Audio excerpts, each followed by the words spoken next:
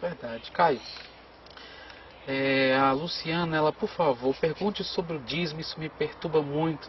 Deve continuar, por exemplo, a dar o dízimo nessas igrejas, como eu faço ou não faço? Não, querido, o seu dízimo é de Deus, não é de igreja nenhuma. Isso. Não aceite nunca mais que se use Malaquias como texto que a igreja estelionatariamente tomou posse para ela, e que era um texto circunstancial.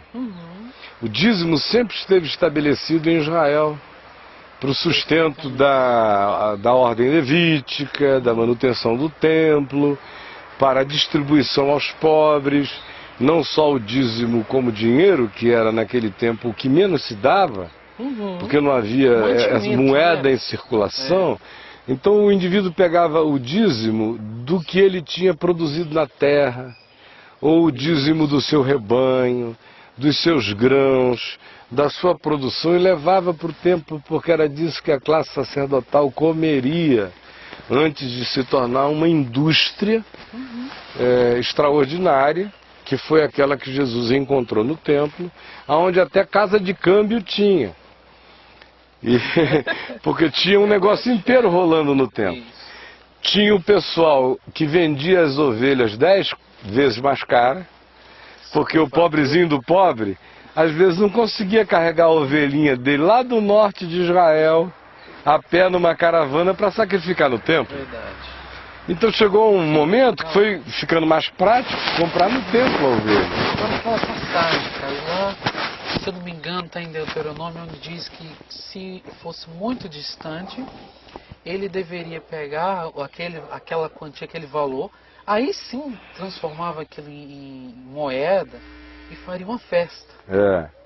Então esse tipo de passagem bíblica, a gente nunca escuta hoje. Não, o que aconteceu foi o seguinte: os evangélicos fizeram de cada igreja local, essa que tem porta, placa escrito, primeira não sei de que, fizeram disso réplicas do templo de Israel dos dias de Salomão.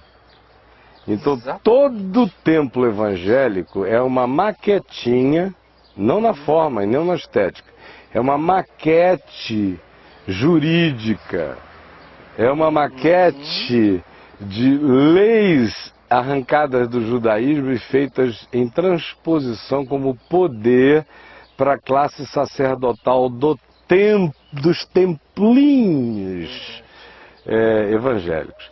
E ungiram aquelas edificações, aquelas construções, aqueles prédios, como sendo o templo-estado que tinha se tornado o templo de Israel, especialmente depois da volta do cativeiro em Babilônia. Porque antes do cativeiro em Babilônia, enquanto o templo estava erguido, o templo de Jerusalém não era a Receita Federal, não era ainda o lugar, o cofre de convergência das riquezas. Era só o que era devido ao ofício do templo que para lá ia. Foi depois do cativeiro em Babilônia, com a cidade toda destruída, a primeira medida foi tentar reparar os muros, a segunda vamos tentar construir, não era nem um templo, era quase uma capela. Tanto é que quem tinha visto o primeiro chorou diante da visão do segundo. E aquele templo ali, numa desorganização total, porque não havia mais rei, não havia mais um estado estabelecido, a única ordem prevalente era a da sinagoga, que tinha sido desenvolvida durante o período do cativeiro em Babilônia. Antes disso não havia sinagoga em Israel. Ela foi um substitutivo para ensinarem a Torá na terra estranha, onde não havia templo, nem lugar de culto, nem lugar de sacrifício. Aí eles voltaram e a sinagoga voltou com eles. E o templo ganhou agora esse papel, em função das circunstâncias desorganizadas, de um centro de convergência, virou um templo-estado. Levar o dinheiro para a casa do tesouro, conforme Malaquias diz, tem esse contexto. Só que, no Novo Testamento, tudo isso acabou. No Novo Testamento, ninguém deve mais dinheiro a nenhum templo nem a algum lugar. No Novo Testamento, dinheiro, que é chamado de Deus, de Mamon, é algo que o crente coloca sob o senhorio de Cristo, porque aquilo ali é uma potestade que precisa ser pisada e colocada no seu lugar de submissão. E o lugar de submissão dela é o lugar de serviço à solidariedade, à generosidade, ao amor, à ajuda, à ternura fraterna, ao socorro aos necessitados.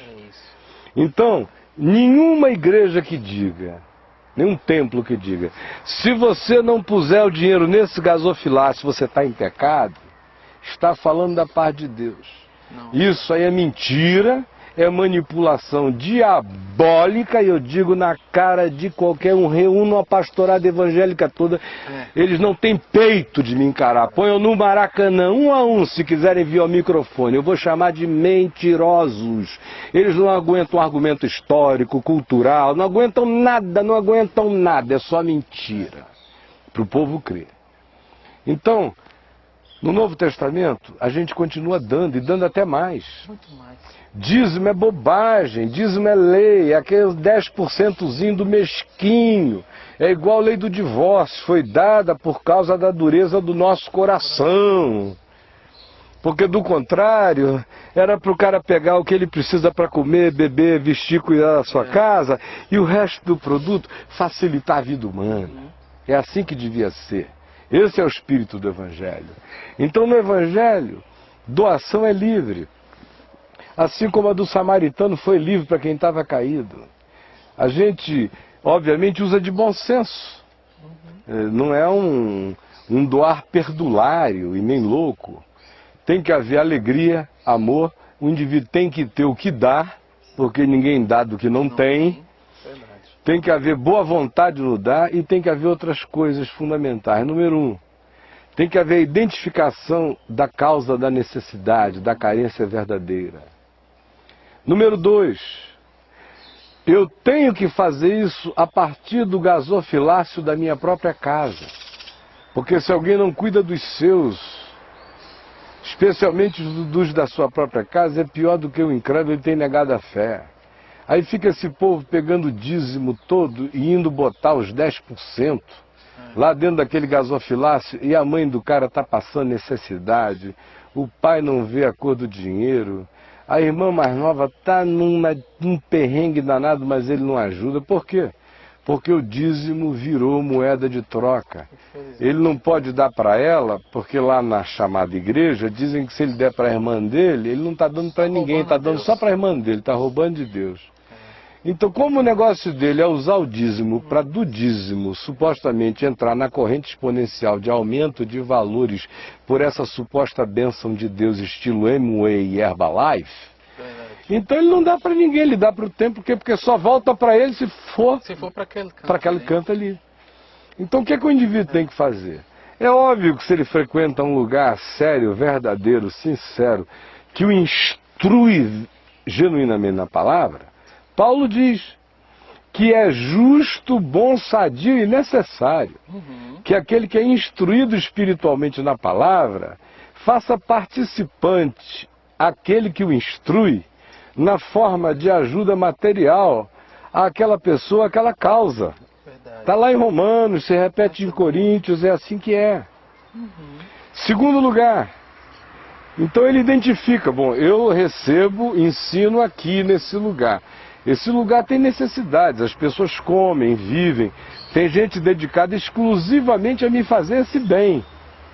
Então deixa eu olhar aqui como é que as coisas são, e eu vou determinar um percentual bom, legal, expressivo, significativo, e vou ajudar aqui todo mês. Agora tem uma outra área que tem a ver com o exercício da minha espontaneidade de fé, de amor, de misericórdia, que é sadio que eu guarde não na poupança, que é sadio que eu guarde para andar de olhos abertos, como João recomendou, para que se eu vir o meu irmão passando necessidade, eu tenha com que socorrê-lo. Então, se alguém me fala de dízimo, não está me falando de 10%, e eu não trato disso como 10%, até no caminho eu tenho dificuldade de usar essa expressão. Digo, traga a sua oferta com o nome que você der a isso. Porque dízimo não é. Então, Tem cabimento. com o nome que você der a isso. Eu nunca dei o dízimo na minha vida. Eu tenho a alegria em Deus de ter dado 70%, 80%, 90% do que eu ganhei a vida inteira. E dou graças a Deus de não ter nenhuma reserva para amanhã. Nem para o ano que vem, nem para o dia seguinte. Eu vou ser mantido pela fé até quando não haja mais nenhum dente na minha boca. Quem vai me sustentar com papinha é o Senhor. Até que eu vá. Porque o dia é chamado hoje. Eu tenho cuidados de responsabilidade mínima com aqueles que eu cuido. Mas eu não estou aqui, por exemplo, para guardar dinheiro para meus filhos no futuro. Eu não faria esse mal a eles. Eu ainda ajudo a minha caçula. Todos os meses ela é caçula, ela está no processo de crescer. Mas eu, como pai, quero que ela cresça, que ela tenha os seus próprios bens, seu próprio recurso para eu poder morrer em paz. Quando chegar a minha hora, pai sincero e inteligente, ver os filhos caminhando, autônomos, com as próprias pernas. Então, voltando aqui à questão do dinheiro, é recomendável que o indivíduo invista onde ele é ajudado e que ele guarde alguma coisa, não para poupar, mas para manter os olhos abertos. É tão fácil, nós estamos cercados de miséria, carência e necessidade o dia inteiro, o tempo todo. Outro dia alguém me perguntou por que eu não começo outra fábrica de esperança. Eu falei, olha, a minha cota está dada. Agora, a fábrica de esperança sempre fui eu. Vocês estavam pensando que era aquele prédio ali? Aquele prédio estava lá há 50 anos, nunca aconteceu nada. Eu fui para lá, aconteceu aquilo tudo. Por quê? Eu sou o cara? Não. É porque o evangelho que estava em mim gerou aquilo ali. Aquilo ali acabou, mas eu não acabei. A minha fabriqueta de esperança está acontecendo todo dia, para todo lado, e ninguém precisa saber. E ninguém me vê levantar e ir ao gasofilácio do La Salle, na hora das ofertas, colocar uma oferta lá, porque eu acho até hipocrisia da minha parte. Parece até que eu tô sendo o primeiro para induzir os outros a irem atrás, como muito pastor faz. Como eu faço. Olha só o meu exemplo, aí vou lá e botar uma nota bem rombuda assim, que supostamente volta pro bolso deles, então aquilo é só um teatro. Então eu não dou lá não, na frente de todo mundo. As minhas eu dou em silêncio, todas elas, e não é diziminho não. É infinitamente mais do que isso e ninguém precisa saber quanto é e nem ver. De modo que eu não estou nem preocupado se alguém lá numa sala diz, o Caio pede, mas ele não dá. Eu estou dando é para Deus. Verdade. E os que quiserem de mim esse tipo de teatralidade informativa vão morrer secos, meu irmão. Porque eu não estou aqui para satisfazer esses interesses, nem fazer parte desse tipo de encenação. Eu conheço uma pessoa, uma senhora, que ela não dá dízimo mais, ela resolveu adotar, entre aspas, uma viúva. Aleluia. E aí do salário dela, ela se compromete espontaneamente a fazer ajudas e comprar, às vezes, coisas que faltam na casa dela. E assim por diante. Eu vejo isso muito mais poderoso infinitamente. Extremamente mais agradável ao Senhor. E aquele que dá ao pobre empresta a Deus. É o que diz a sabedoria da Bíblia. E ninguém deve dar ao pobre para estar emprestando a Deus, mas é Deus mesmo Senão que virou diz. outro negócio. É Deus mesmo que diz. Então, pelo amor de Deus, meu irmão, é como lançar o pão sobre as águas, depois de muitos dias tu acharás. No entanto, eu recomendo, se a pessoa é um discípulo, é um cristão, ela se alimenta genuína e verdadeiramente do Evangelho em algum lugar, ela reconhece alguma fonte de emanação, de instrução da palavra para ela também não deve se alienar Pro outro extremo. Pro outro extremo. É daí que eu estou sugerindo o bom senso, que é uma recomendação bíblica. Em Romanos, vá lá ler, Romanos 15, 16, leia Gálatas 6, leia 1 Coríntios 8, está tudo lá. Então, existe também o compromisso com a manutenção da causa, da divulgação do Evangelho. Não se ata o pé nem se ata ao pé, ao boi que debulha. Está trabalhando, como Paulo diz, ninguém vai à guerra à sua própria custa.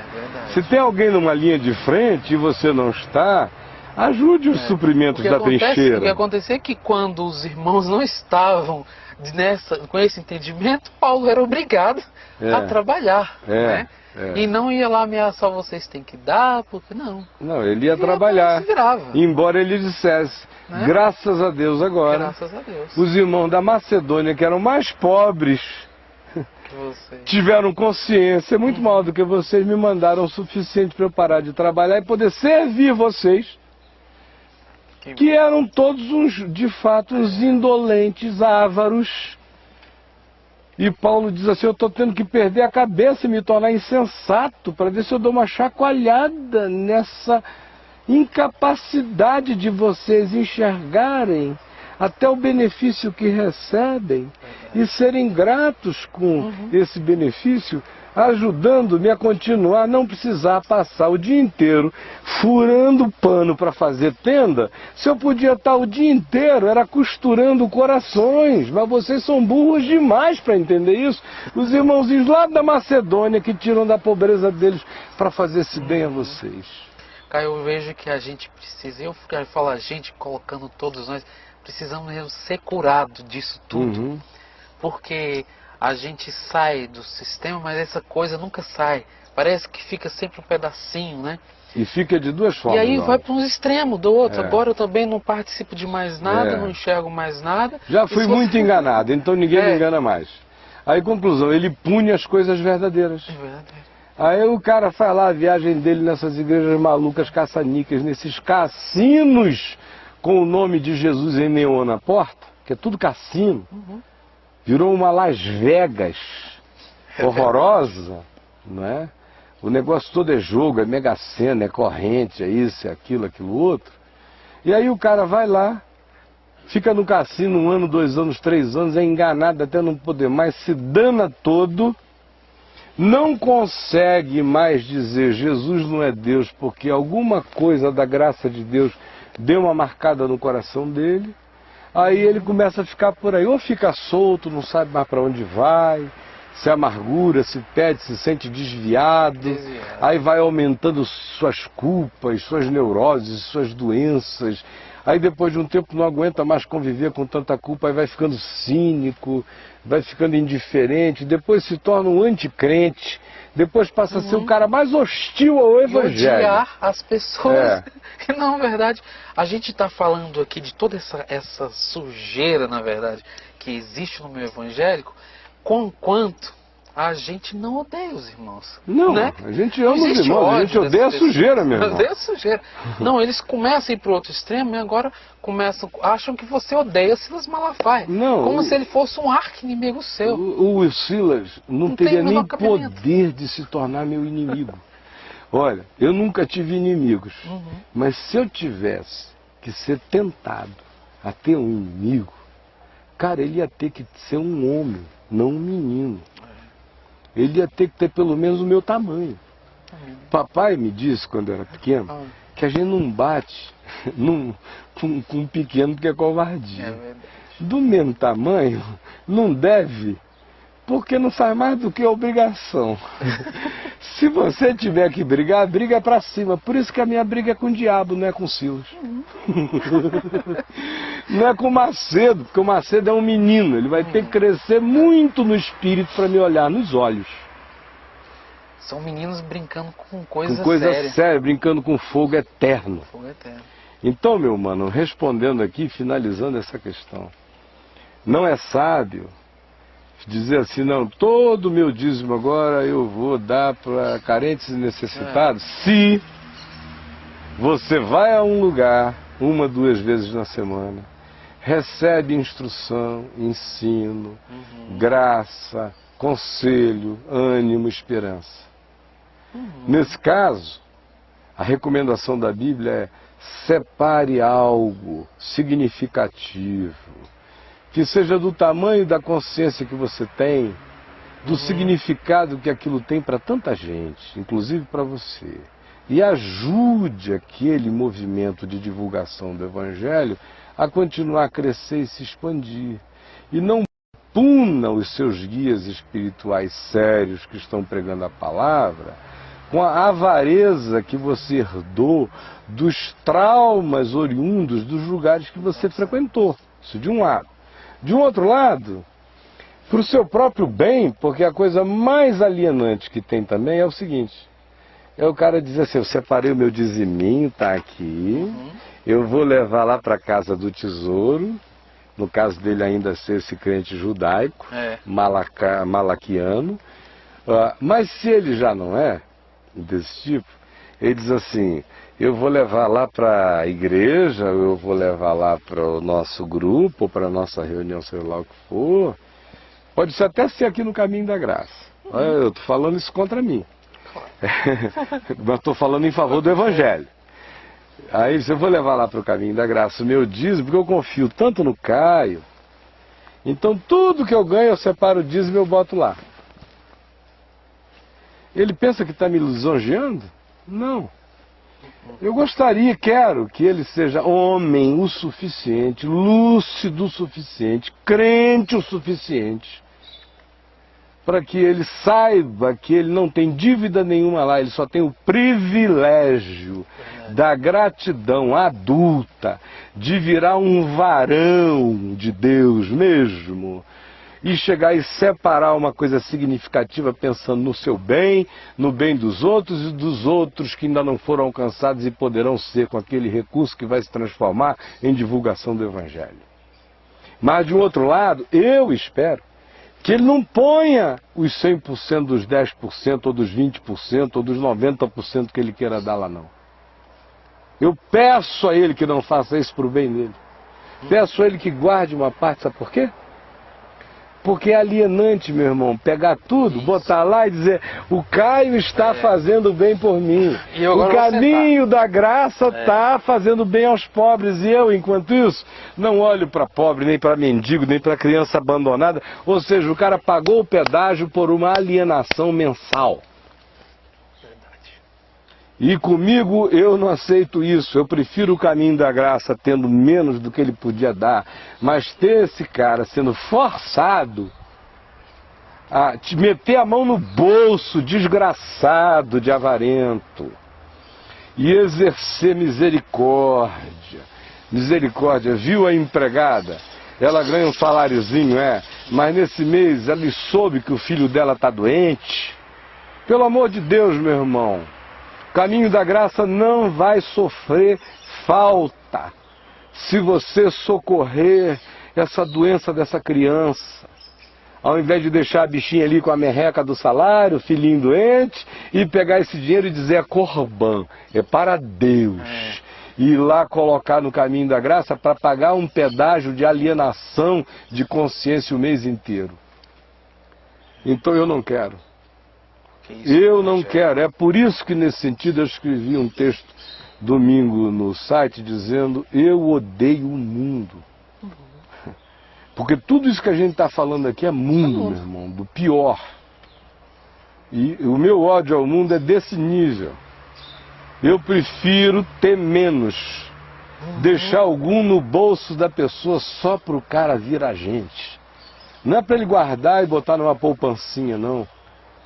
Faça a sua poupança para o que ele quiser, mas aquele recurso ali, fora aquele que ele já dá no lugar em que ele é ajudado, que ele guarde, para que a consciência dele se desenvolva, para que ele dê um tapa na avareza várias vezes por mês.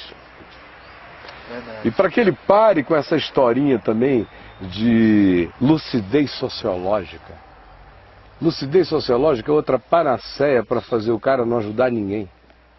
Aí ele acha que ele está sociologicamente muito culto, intelectualizado. Então eu não vou dar esse dinheiro, porque isso aqui é clientelismo, é alimentar a dependência. Eu sou o cara que só ensina a pescar. Eu passei a minha vida toda tentando ensinar a pescar, e hoje eu não faço outra coisa, eu não sei ensinar a pescar. Mas, meu irmão, até para o cara aprender a pescar, ele tem que estar com a barriga cheia, senão ele não aguenta a espera, não. Verdade. De modo que essa história de sou sociologicamente crítico, por isso não ajudo mendigo, não ajudo criança de rua, não ajudo não sei o quê, estou fazendo isso alimentando a conjuntura da perversidade. Discutir isso com as suas negras, meu irmão. Ou então se eleja presidente da República e mude o sistema inteiro. Enquanto você não for, quem existe é o pobre.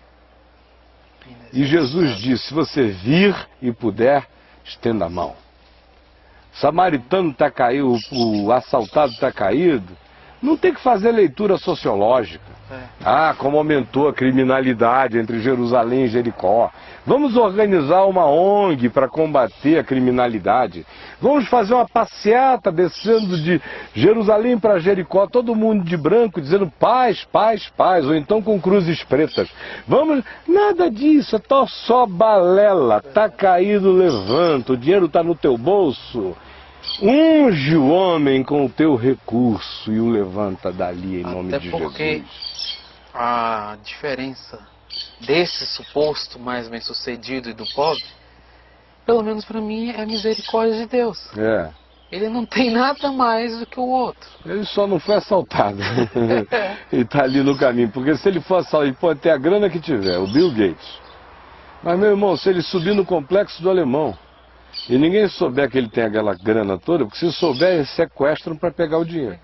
Mas se não souberem que ele tem a grana toda, o que vai acontecer é que ele vai levar um pau danado, vai ficar estendido no chão, e vai ter um monte de crente passando pelo gringo todo ferido, e vai dizer, eu não vou parar porque o dono do morro pode achar que eu estou contra ele por estar socorrendo esse gringo, eu vou descer, ou eu vou orar por ele ali no templo, ali embaixo no pé do morro, ou eu vou não sei o que. A mais, se o Silas Malafaia souber que o Bill Gates desconhecidamente levou uma surra no alemão e está jogado lá, ele não vai subir o alemão para levantar nenhum caído e mendigo, mas o Bill Gates ele contrata um helicóptero para pegar e resgatar, porque é a chance que ele tem de se tornar sócio da gratidão do Bill Gates e da Microsoft. Eu só estou citando o nome dele porque ele sabe perfeitamente que eu sei, e ele sabe que é assim que ele faz. e ele não me é um desconhecido. A gente já se sentou à volta da mesa muitas vezes. E as nossas conversas, meu amigo, tem gente que pensa que eu sou ousado. Eu não sou, não. Eu só conto o que eu vejo e sei. E não conto nem 1% do que eu vejo e sei. Eu conto para quem, estando fazendo essas coisas, enganando os outros, precisa daquela fala de Paulo. Chamar o cara de Himeneu, de Fileto, de James, de Jambres, de Demas, de Alexandre o Latueiro. Esse tipo de gente que Paulo chamou pelo nome, nas cartas eu chamo pelo nome em qualquer lugar. Enquanto estiver enganando o evangelho, pervertendo a palavra, fazendo uma sublevação de estranhos, agregando ao evangelho o que ele não tem, roubando do evangelho o que ele não tem, anunciando essa mentira, manipulando o povo, impondo profecias da mentira e do diabo, profecias geradas pelo espírito de Mamon. Eu digo a eles, vocês estão repreendidos em nome de Jesus e preparem-se, o dia da luz está chegando. E ninguém brinque com isso, porque de Deus não se zomba, aquilo que o homem semear, isso também ceifará. E vocês estão semeando morte, corrupção, engano, manipulação. Estão enganando? Paulo diz que o enganador é o maior enganado.